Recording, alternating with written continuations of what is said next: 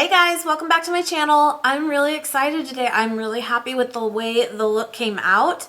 I really wanted, when I saw Adele's cover for her new album, I was like, yes, yes, queen, yes. It is so simplistic and so beautiful.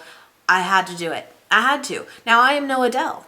I am not that flawless, but I really wanted to create kind of this round eye that she has and wing it out, and I am not the best with that, but I feel like I did okay. I am really excited. Now, with that said, I have not watched the footage back. I am just being very honest right now, and I really hope it came together well because I do really like the finished product. I hope you guys like it too. But yeah, if you want to see how I got this Adele inspired look, then please keep watching. Thanks, guys. So I'm going to start off by priming my eyes with the MAC Paint Pot and Painterly. You know the drill. Gonna take the Shade Light Eye Palette from Kat Von D, and I'm just gonna set that base with the shade, I don't know how you say it, Adwin, I don't know, but just a very neutral tone in that palette, and we're gonna use this palette for the whole look. I'm gonna take the shade Lazarus, and this is where I'm going to try really hard because my eye shape is not very round, and I'm going to try to create that illusion that my crease is actually higher than it is. And so I just kind of played with this method a little bit. Hindsight, I probably would have started more from my lid and worked my way up versus starting higher and going back. But you know, it worked. It was fine. But yeah, just kind of carving out where I want my crease to be. And it worked for me. It was not bad. And just kind of blend as you go, guys. You know the drill. Gonna take this cream shade. It is almost white, but it's still technically more of a cream shade, and just kind of blend out on the under my brow and over where I just put some of that shadow. Gonna take a flat brush, and we're gonna go in with that really, really bright white shade. And I really like it because it is truly white with no shimmer to it at all. And this is what's gonna make my eyes appear larger and hopefully rounder. And I love this shadow. I think it is so pigmented, and again, without any sheer sheen to it. So I really liked the way that makes it really just pop. So yeah, just kind of connecting those now and keeping that on my lid. Checking out the work. Not bad. Here's where things get a little tricky for me. As you know, my tried and true is the Kat Von D tattoo liner. I felt for this look, a gel liner was gonna do me well. But with that said, I am not necessarily the best with this. But what I did was, and I'm gonna try to explain it as best as I can, is I started winging it out before, kind of a little higher than where my eye actually ends, because again, I want to create this illusion that my eyes are rounder than they are. And I worked very slowly. Again, some girls can just whip that out and do it. And I feel like I did a good job with it. I just wasn't necessarily fast. So I wanted to kind of keep this and show you guys real time of just small strokes and little product at a time, and just keep working with it till you are happy with it. And just, yeah, start connecting it all. And I think it worked. And I liked the angle that it is. Normally I go out a little bit more than up. So this was new for me. But I like it. And yeah, just bringing that all the way in. I'm making it a little bit thicker right in the center of my lid on my lash line because, again, want it to create more of that rounder eye look. Yeah. I will say this is the L'Oreal Infallible ink, or I'm sorry, gel liner, and I really like it, guys. I do. I might really practice this method some more because I did really like it. It dries matte, but if it did not dry matte for you, you can always top it with a black eyeshadow to get that kind of effect. But yeah, just work slowly with it, and you'll see it's kind of that rounder look. Not bad, not bad.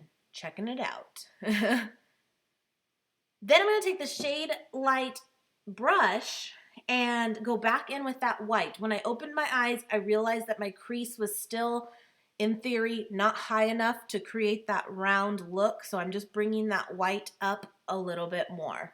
And that's why I say hindsight, I might have started a little bit backwards than what I did, but it worked. Gonna prime my face with Professional and go in with my YSL foundation. I love this stuff, you guys know. And blend it out with a beauty blender. I didn't focus on this as far as the tutorial goes too much, but I did do 2 layers of this foundation. It is extremely buildable and I really, really, really like it. Gonna go in with the Naked Skin Concealer and do my per usual. I'm just really emphasizing bringing it down towards my mouth to really kind of carve out that cheekbone, because in this look, I don't use blush. I don't use anything but true contour colors because I feel that's how it looks in the cover picture that I'm trying to create. Now I am packing on, this is e.l.f. powder, translucent powder, and I'm making it ridiculous. And some people call this the baking method, which is kind of new for me, but I am just caking it on. I really want to have, and you look ridiculous, to have this true matte finish.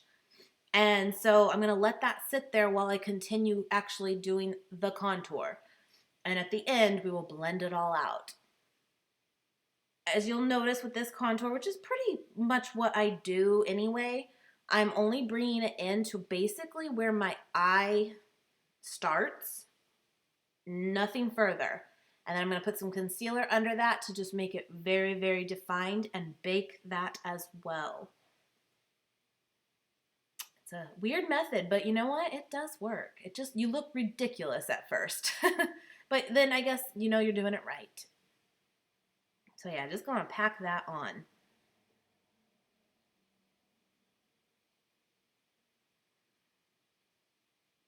It's good.